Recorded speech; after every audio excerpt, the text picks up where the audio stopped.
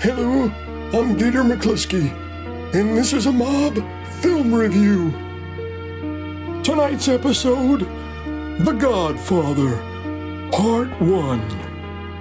A deep dive examination into the movie's history, along with life lessons learned in business.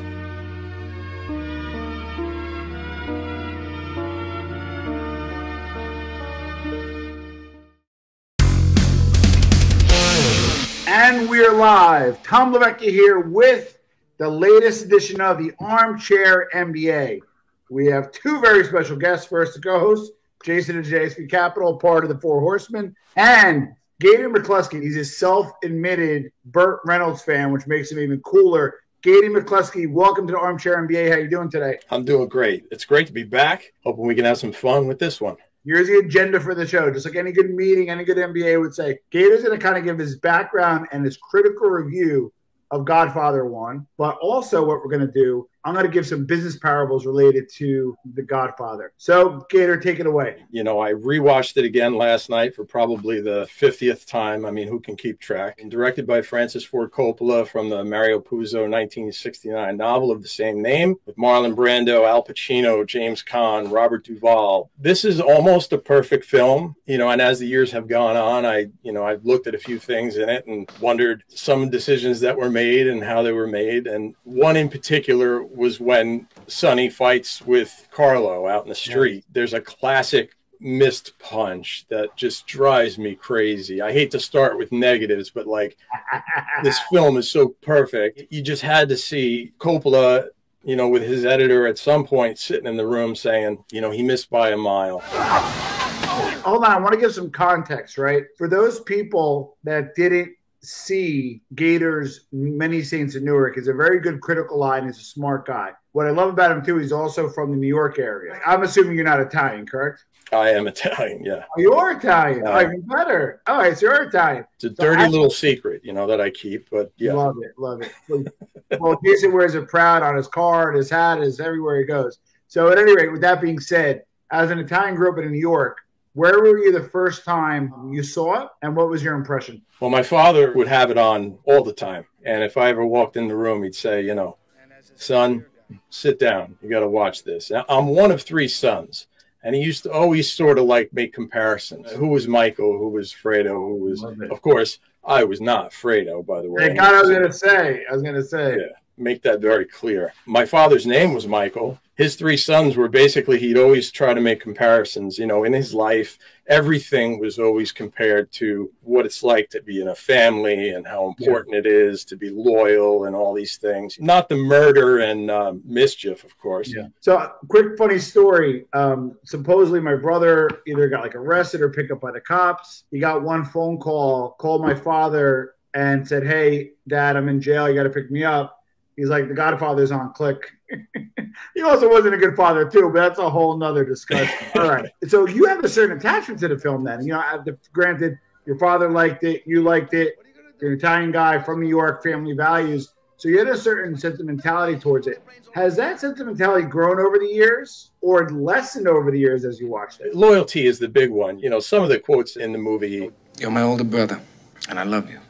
But don't ever take sides with anyone against the family again. You know, quotes like that stick with you through the years, and you try to instill certain things in your kids, you know, in the hopes that you're always going to be this tight unit. Agreed. Now, I want to get my first business lesson from this. One of the things that made Don Corleone strong and why Sollozzo wanted to get together with him is, number one, in life and in business, you need to build the right relationships. In his cases, it was with politicians, it was with judges, and that was a source of power. Same thing with us. And I want to appeal to anybody who's an entrepreneur, who's an intrapreneur, like you're at a job, may not own the company, but you own your career. So at the end of the day, Don Corleone, although he wasn't formally educated, he had his strength in relationships. So to me, rule number one is have the right network and have the right relationships. So next part, so give us something that you can offer maybe that people didn't think of or looked at differently in terms of G1. I always found it interesting that Vito was dead set against getting involved in drugs. But drugs is a dirty business.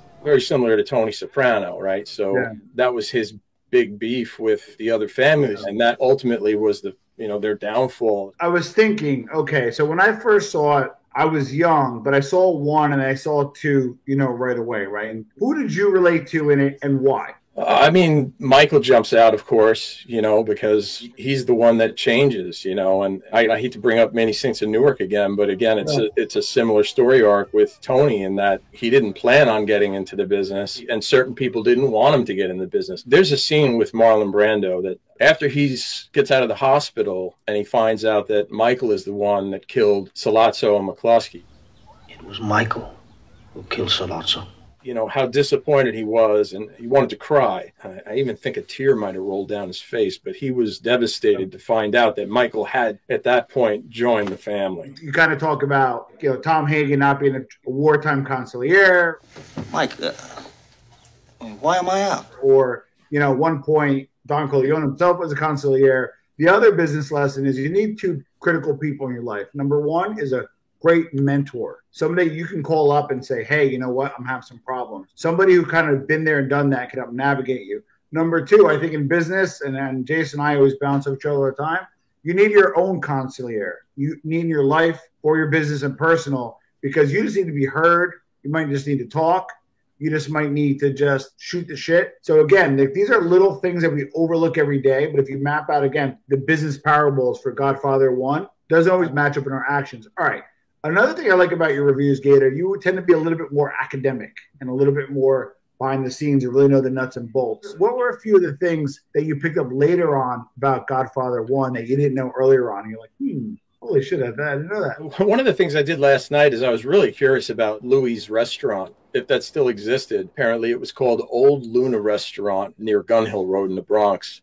Yes. The structure's still there. It's like a fabrics place or something, but it's pretty interesting to check it out, to see what it looks like now. But you would think that should just be a museum where you could go and sit, because that scene is so incredibly iconic. There are some scenes in The Godfather that when they come on, I swear it seems like I'm watching them for the first time. And that restaurant scene is so intense. The way that Michael sits there and all he wants to do is go and get that gun. And he doesn't even hesitate. He hates these 2 guys so much. And he immediately says, I need to go to the bathroom. There wasn't even like much of a conversation, and came back with that gun. He could not wait to pull the trigger. And I'm just mesmerized by that particular scene. So what lesson in life did you learn from The Godfather that you didn't follow and you later regretted it? Let's ask Jason first. That's an easy one for me. What is it? You let somebody betray you in business or in life, and you let them back in, and then they betray you again. Good point. It happened to me in business, and it's happened to me in real life. Unfortunately, in the civilian world, we don't use the tactics of the underworld. So what we have to do is just walk away from those situations. Definitely letting somebody betray you more than once. What do you say, Gator? What say you as you're learning? I'd have to go with Sonny's demise. Not thinking before he left the house, anxious to get back at Carlo because Connie had called in distress, and he took off from the house without any protection. The lesson learned there, obviously, is, you can't let your emotions get the best of you. You got to keep yourself together. You can get in a lot of trouble. It cost Sonny his life. That's another scene, I'll tell you, with Marlon Brando when he finds out that Sonny was killed. When Tom tells him, Tom seems to be the bearer of bad news. They shot Sonny on the causeway. He's dead. Talking about business, if you watch that scene, what you see in Marlon Brando is you see a split second of him being a father, and then he immediately turns into business. And he says to Tom, I want you to arrange a meeting with the heads of the 5 families. I want to end this. I want to finish this feud, put an end to it, because now it's gone too far. This war stops now. And that was a smart thing to do, but of course, it doesn't happen. Well, the other lesson that I wanted to run by everybody also was the art of communicating in a different way. And what I mean by that is obviously the horse head is a little bit extreme, right? But it's always better to communicate without words, through actions in other ways, or maybe influence other people to act on your behalf. That's also in the 48 Laws of Power. And that's one of the things that Don Corleone was excellent with in terms of getting other people to do what he did through other people. But also those kind of subtexts and subtle communications are what I felt made him strong. We got a question from Vinny. Why let Carlo live so long? He could have set up Michael. What do you think? There's a point at which Michael says to Carlo in the very end, he says, Come on, you think I make my sister a widow? It's one of many lies, of course, that Michael says, but ultimately he had to make her a widow. When he was in Italy, that's when Carlo did most of his damage, and Michael didn't know about it. It wasn't until he came back and got a good read as to what was going on that Michael really knew that Carlo was responsible for Sonny's death. Now, don't you think that he might have delayed also because he really didn't know? He wasn't sure. I believe he didn't know until the end. I believe it's still up to that point. He had no clue. What do you think? No, I can agree with that. No, like I said, he was sheltered from it. By the time he came back from Italy, Sonny was dead. So it's not like Sonny talked to him at all. You know, he was kind of off the radar. What do you think of, you know, in terms of Sollozzo and the Godfather, right? Like, remember, so part of being in business is being nimble, kind of being current, etc. Do you think the Corleone should maybe have took the deal, got prosperous, keep the connections to themselves, and maybe go even more powerful? Forget about the moral aspect, because I don't like drugs. I'm assuming you don't like drugs. We don't want to harm people. But just in terms of the context of organized crime and business, do you think Vito Corleone made the mistake of not accepting the deal? I don't know. It's hard to say because he wasn't thinking, I'm going to lose my son.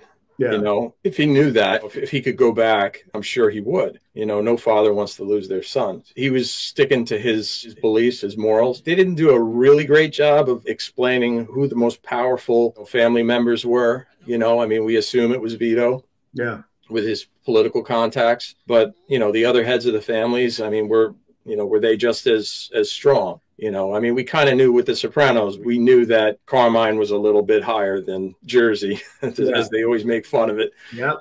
John said he went to a cookout at your house. Yeah. Don doesn't wear shorts. So the film mostly takes place between 1941 and 1960. And then in Godfather 2, there's the flashback that brings back the early Vito from like 1917 to 23. But there's a period of time missing that we didn't get to see, which is kind of like from like 1923 to 1940, where Vito becomes, you know, who he is. Correct. And that would be a great story to tell because who was Luca Brasi and yeah. What were all the things that he did and, you know, all these different characters. And Tom Hagen, they apparently found him. Sonny found him on the street, brought him in, and he raised him like a son. I was as much a son to him as you are Mike. But, of course, he wasn't Sicilian, so he couldn't be a certain level in the family and all this stuff. I find that missing time period in there, that 15 years, would make for an amazing story if they would ever, you know, take that chance to tell it. I love the part where they're sitting around and he's like, well, Don Fanucci's a black hand. We have to do business with them. We got to do all that kind of stuff, right? And he's like, well, he's got guns. We got guns. We got guys. He got guys. Like, why can't we? That was like that moment where they call it the E moment, right? The entrepreneurial moment where, boom, it hits you and you get to work, right? Jason, when was the time that maybe you had a pair of balls, you stepped it up, it may have worked out, it may not, but I'm wondering. When it was a point where they had guns, you had guns, and you decided to start that business, you decided to go down that venture. That point in my life when I was working on the docks, and of course, typical Italian down on the Jersey docks, working there. Shocker. Right, you know, and I got in through a friend, and I was making good money, and I decided to jump into the venture that I'm doing to this day for the last 10 years. I know what I got to do to get it done, and I'm going to go in head first, take that chance. But I knew what I had, I knew what I could do, and you grab your new what, and you get started. So how'd it work out? And it worked out well. Thank God. One of the things that I think people ignore in business, you always need an exit strategy or a succession plan. And the nice thing about Don Corleone, although he eventually didn't want Michael in the life, and he talked about the tear coming down his eye, he eventually acquiesced and put him in place. And to be honest with you, we could agree or disagree. I felt he was even more efficacious or more effective Don than even Vito Corleone in many ways because he brought the family to new heights and even legitimacy. So I think succession plan is key, right? So my question is, who do you think was a better Don? I'll ask this guy first. Michael or Vito? Vito. Gator? Oh, I mean, I'm going to say for financial gain, it would be Michael. Yeah. You know, Michael definitely knew how to get into Vegas and knew how to repair all the damage that Vito had done. You know, and again, we don't have a lot of the backstory, but it didn't seem like Vito was this extremely wealthy guy. He was well respected, Yeah. And people came to him for favors and this and that. But Michael was the one that sort of built an empire and definitely was able to get the family financially set. What was your favorite scene in G1? It's the restaurant. It's Michael going into the bathroom and pulling the gun and shooting. Let me ask you this, and this is just something I never bothered to research. What's with the dropped gun? What's the story behind the dropped gun? So if you're a witness, there was a mob war in Philly, and it was between essentially this guy, John Stanfa, and Joey Molino, the old guard and the new guard. And they went after Nicky Scarfo's son, Nicky Scarfo Jr., allegedly on a Halloween night. Allegedly, it was Joey Molino, and he put like 8 shots into him and rolled the gun. The idea of the rolling of the gun is, number one, to have what it's called a suicide mission, which is killing somebody in broad daylight, right? So that's crazy to begin with. And then number two, rolling of the gun is almost like, I don't care, I'm powerful, mind your own business, stay out of it. You may have saw my face, but don't worry about it. Like kind of a force du jour, if you will. And that was my take of the drop gun. What do you think? Yeah, I agree with that. I mean, they in the Godfather, they also taped the gun, but it is a power move. The mafia, especially back then, they wanted to show a sign to the other family to let them know this is what we did. And so forth. So yeah, I agree with Tom on that. And it is like, I've seen it in The Sopranos quite often. It's like, and you remember in Goodfellas when Robert De Niro says to the truck driver, pulls out the truck driver's license, he says, You might know who we are, but we know who you are. And there's a lot of similarities between like unpacking Godfather. There's always going to be the Machiavellian subtext, and then also Sun Tzu, right? Fight when you're strong, retreat when you're weak, and then more importantly, know your strengths, but also know your weaknesses. So when you know your strengths and you're strong, fight. When you know you're weak in an area, retreat.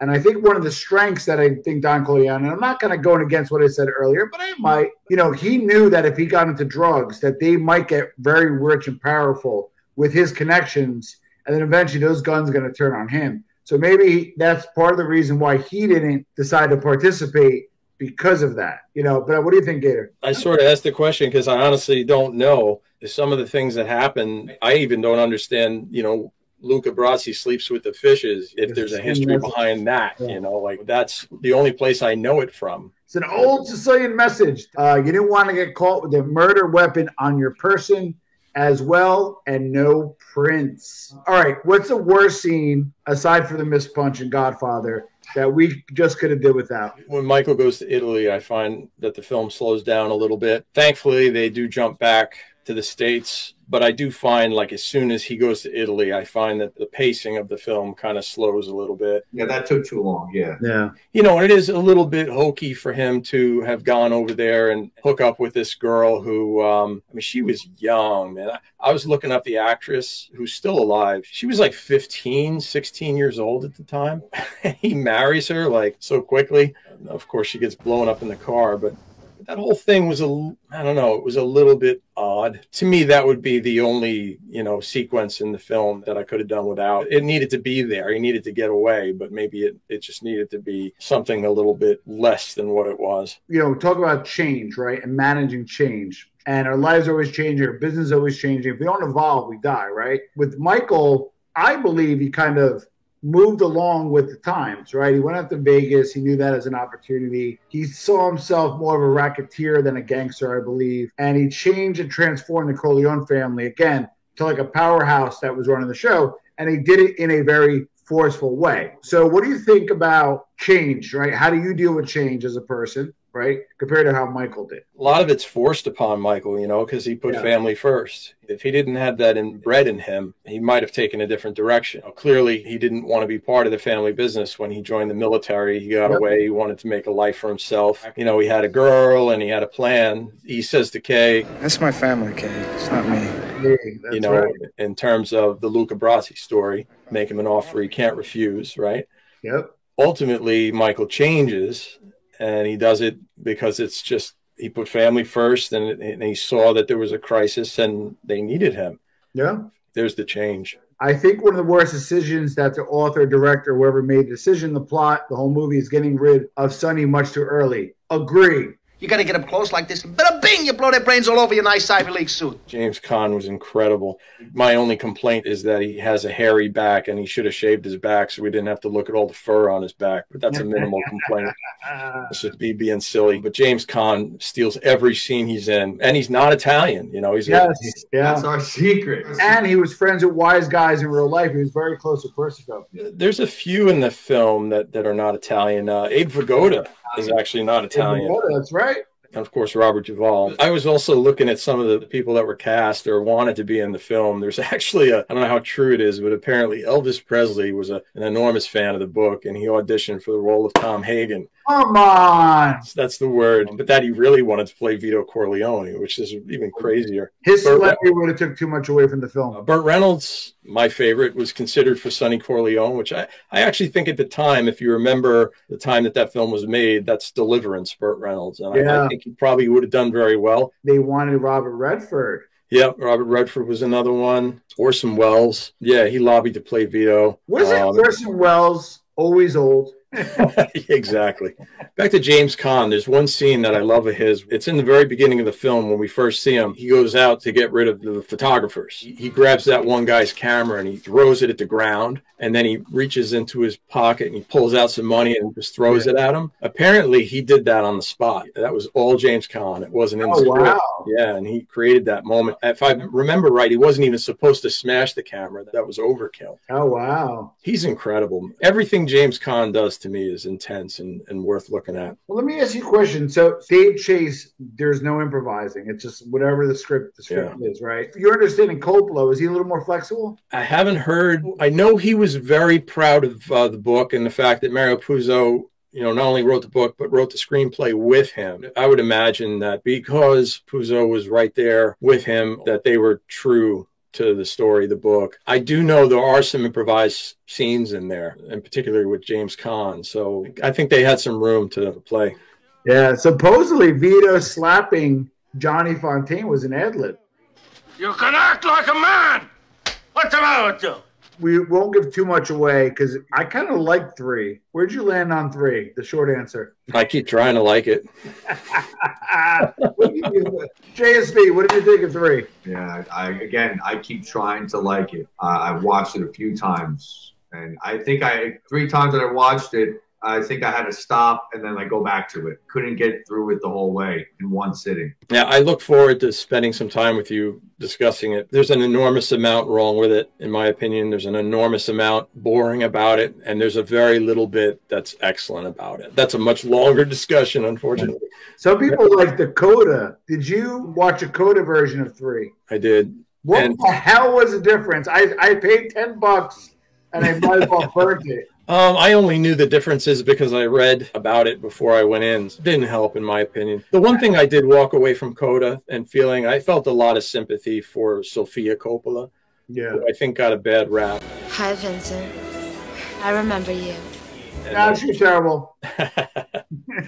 You're my guy, but I can't lay you off the hook on that one. What I will say is, as bad as she was, that I think that's her father's fault for throwing her into the lions like that. He was supposed to have, I think it was Winona Ryder was supposed to play it. Winona Ryder? She was too busy shoplifting. She ultimately ended up working with Coppola in Dracula, but she was supposed to be in Godfather 3. And he filled in with his daughter there. I mean, it must have been so hard for her. I sympathize, you know, I mean, she was thrown to the wolves, literally. And the fact of the matter is her father's fault for that happening. He should have never done that to her. If she was not prepared for what was coming. I mean, thankfully, she's turned out to be a fantastic director. But here's what I'm blown away. The wedding was filmed that night with floodlights? No way. That looked like a perfect blue sky. You know, the lighting in The Godfather overall is magnificent. I mean, just from it was dark. Well, lights off the whole time. So many scenes are lit to the point where you just see the person and everything around them is black. And that's intentional, you know, and it's amazing. There are some scenes where they walk into the house and it's all dark, and then they'll walk into a room where there's just a lamp, and that lamp is the only light in the room, and it just feels like an Italian house, you know. It feels like that's true. Feels like your grandmother's house when you went, and all they had was like one lamp in a room. It's true, because they don't want to pay the electrical bill. And God forbid, God forbid he touched the heat, man. Woo! One time I put from 74 to 70, my ass still hurts. That was 25 years ago. I got the cheese board. You ever get the cheese board on the ass? I got the cheese board, the slammer. I get everything. Pitching of the cheese. I got whatever was in my mother's hand. The best was my mother with the slippers. I don't know why she didn't play NFL. Like, I'd be like down the street. My grandmother always kept the heat off and used to whack me upside the head with a spoon, and then she used to cook with sauce. I'm not surprised. And you're like, oh, what's that? No, but you never found a hair, though. That's a weird thing. It got like emulsified or something, you know? A wooden spoon if you're lucky. My mother used to stab my hand with a fork, and if I went to dip my bread in the gravy before anyone sat down. My mother would get mad if I put my hands up to block her hitting me. Like, she would yell for me to put my hands down. And one time I put my hands up and she was so mad at me, she yelled to my father to say he raised his hands at me. My father came down, came after me. My father was more of a level-headed person to realize that I was blocking myself from getting hit. I don't mean drawing blood, but she was dangerous. No, they knew like not to draw blood. Godfather Trivia. What day is Vito Corleone's birthday? I'm going to guess it's like George Steinbrenner, the 4th of July. That is incorrect. December 7th, 1891. Vito Andolini. Chiste per te. I got to say, I would never pick a guy that looks like Gator as a Godfather fan. Oh, what are you talking about? What part of the art, the story, the movie, the cinematography, and the geeky side that, like, you know, that Coppola nailed? The final sequence in the church is a cinematic masterpiece. How he wraps up everything. You know, my understanding is the first time that was cut, it wasn't what it was. And then the editor went back and redid it. And, you know, I talk about the restaurant scene, but the church scene, it's so incredibly violent. Hold on, Gator. You need to get this or you're in trouble. So put your time out. Do you know who the baby was? Sofia Coppola. I did not know that. Wow. Yep. You know, it's funny, too. I looked up and saw that she was in The Godfather, and I didn't even give it a second thought. That was her. Wow. She did a better job in 1 than 3. I don't know why I have such a soft spot for her. Maybe it's because I have a daughter, and I really do feel for, I mean, she's surrounded with money. How difficult could her life be, right? The other part, I didn't know this. Talia Shire, which is Coppola, I think it's Coppola's sister. I did not know that until recently. Like, I'm talking like very recently. She got snubbed. I thought that her performance was incredible. You know, from the Oscars, she should have gotten a supporting actress nomination. I mean, the scene with her and Carlo when chases after her and she's smashing the dishes and that whole sequence, incredible. It's just some of the greatest acting I've seen. She should have gotten nominated, I think, more so than Diane Keaton. Good point. She did get nominated for the second one and for Rocky, of course. We talk about the geeky side of you, right? Now the good old-fashioned New York Italian side. What part got, aside from the shooting part, what part got your blood going? You know, when Michael is in the car traveling to the restaurant, and they're still not exactly sure where the restaurant is. Michael thinks they're going in a different direction, and then the car spins around on the bridge. There's so much intensity in those scenes, and all through seeing it so many years, I mean, I'm still sitting on the edge of my seat, and that just shows you how great a film that is, that those are the intense scenes, that the ones that are not actually the violent scenes. It's the anticipation of the violence. You know what? Lexi Johnson and Gunsmoke to Dawn make a great point. Me Too, Lexi, 1 and 2 forever. I make it a tradition to watch it every Thanksgiving. I don't know about you guys. It could be wrong. It's on every Thanksgiving. But I watch it every Thanksgiving, and I'll play it on every Christmas when I was younger. And it wasn't a holiday unless it was played. Oh, yeah, you can't watch it on regular television. There's too much in there that, you know, stuff to get cut out. I do have a Gianni Russo story. I was in Nello's. For those that watch the show, I wouldn't not gonna give the guy's name. I'm not going to give it who was associated with, but a good friend of mine at the time. We wound up having dinner with a maid guy and his grumad at Nello's. Thank God I didn't pick up dinner because I could not afford it. So I go to the bathroom. Gianni Russo sitting there. Sitting there? You go to the bathroom. He said, "What is he? He's sitting there eating dinner, right?" And the way I go to the bathroom, he's sitting there. He's sitting there eating while I go to the bathroom. So I said, "Holy cow, it's Carlo." He goes, "You know what, kid? That movie's been out 35 years and everybody stops me every day. I really appreciate it. Because that's every interview, that's all he talks about, plus all his other crazy stories. And all he did through her pubic hairs was inject oxygen in it. All right, you know what? Gator's like a normal guy. Even though his shirt's a little out there, but I love it. You're the only person that's ever said that, by the way. We do this channel. We kind of lean towards a mob genre, the mob movies and mobster stuff, right? Johnny Russo was reasonably a normal guy throughout his career. He goes on Vlad TV and talks about how the mob blew the doors off of Paramount Studio. Somebody blew the gates of Paramount off the hinges. And it never happened. No, he says all his interviews are outlandish. Yeah, hey, I'm not saying they aren't true, but this guy's lived 100 lives. He's got 100 stories in him. As I found out from Sinatra, even Brando, we all had our way with her. I mean, Gabe, have you ever seen an interview with him?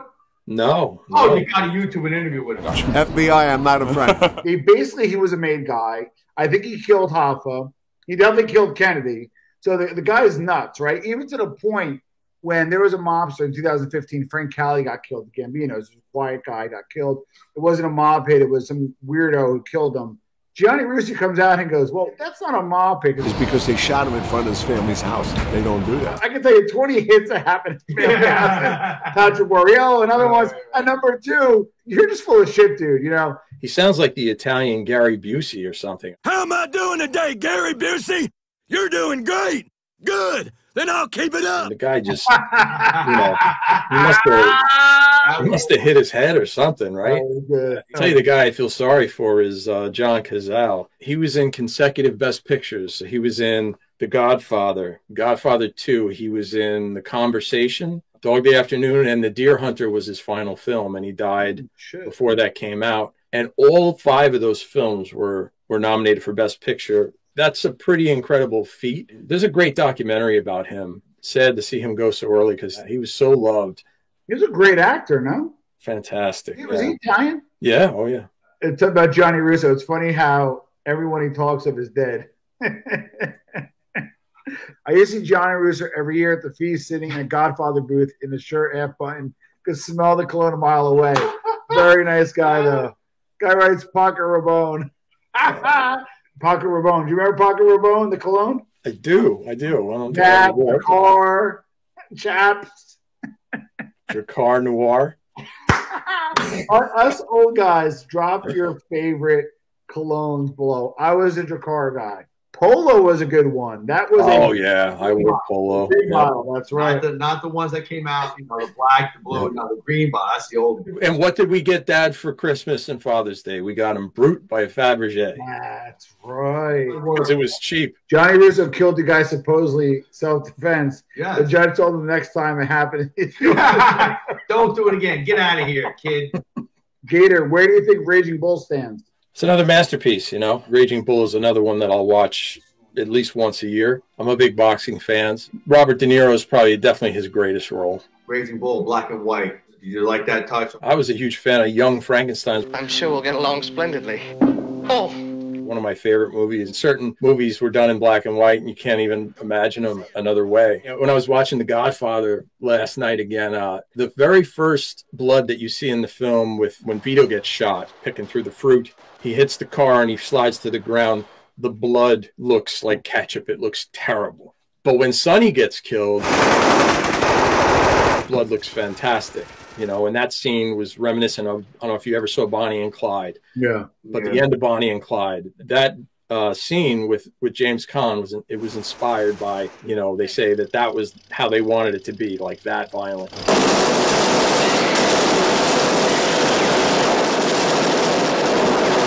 Raging Bull, the blood, it didn't matter what color it was, right? True.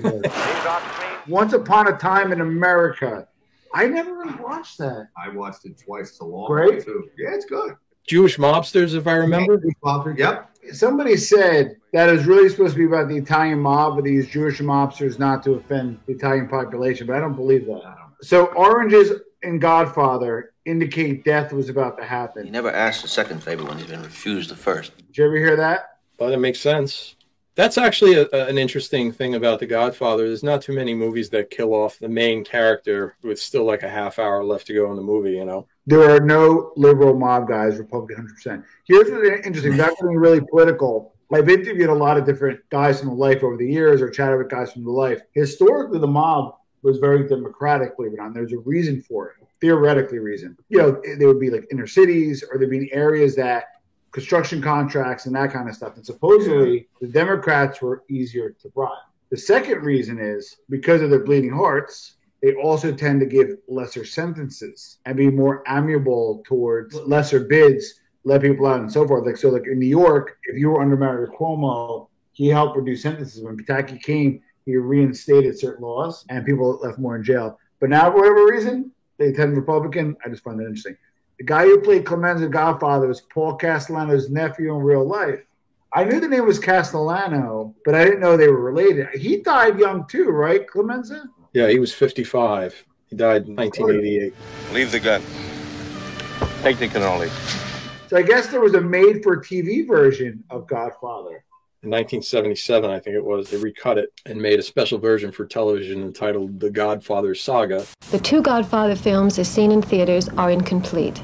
This version, especially designed to be seen on television over 4 consecutive nights, is the complete story.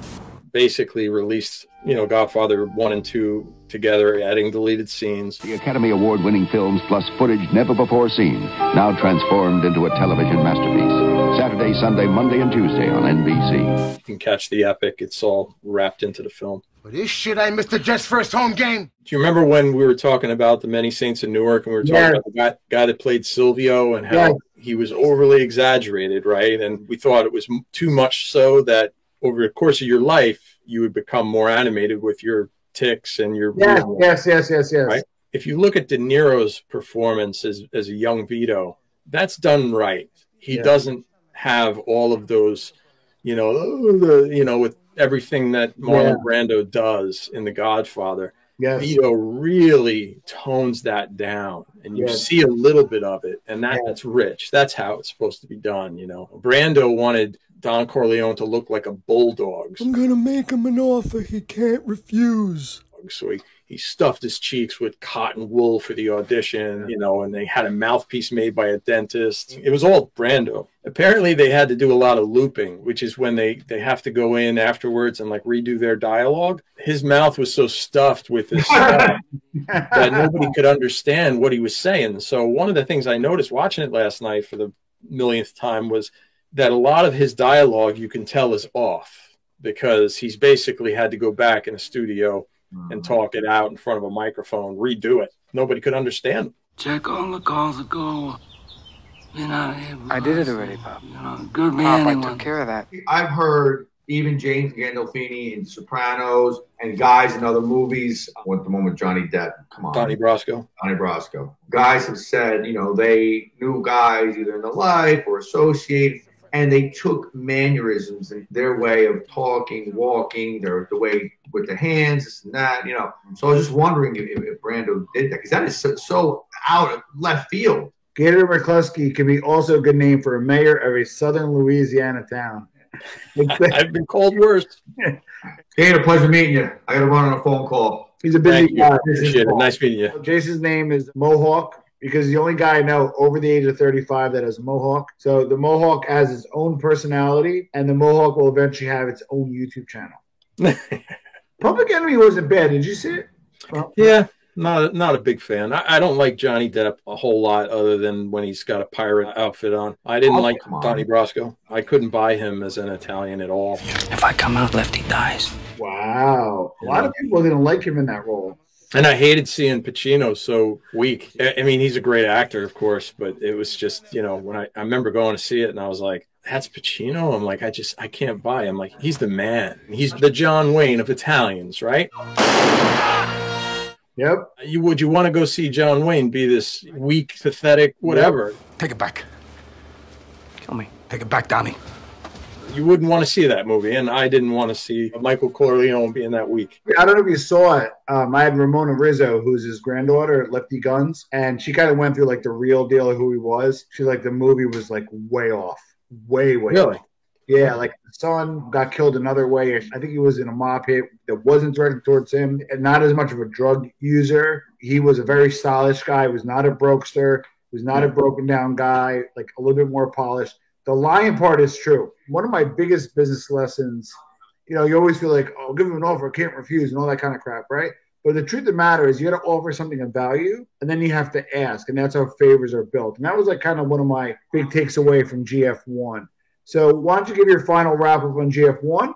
Yeah, so Godfather 1 to me, a lot of people say Godfather 2 is the better film. To me, Godfather 1 is a perfect film. The most amazing thing I came away from watching it again last night was how Hollywood hasn't really taken notice of a film like that and tried to use it as a blueprint to make other films. Yeah. It's right in front of you on everyone's list, somewhere right at the top of the greatest films of all time, but you refuse to make more films like this. It's just the greatest, and it's probably a perfect storm. You had the greatest book, you had the greatest director, you had all these great actors, everything came together perfectly, and that's not easy to do. They just don't make films like they used to. Awesome, God bless. And then how'd you get the name Gator? Burt Reynolds is my favorite, man. So I took it as a character that he played twice in 2 movies that not a lot of people know about. Everybody knows him as the Bandit, a few other things. And Gator was the first movie I saw of his. Oh, shit. A double feature with Smokey and the Bandit. And my dad took me to the drive-in.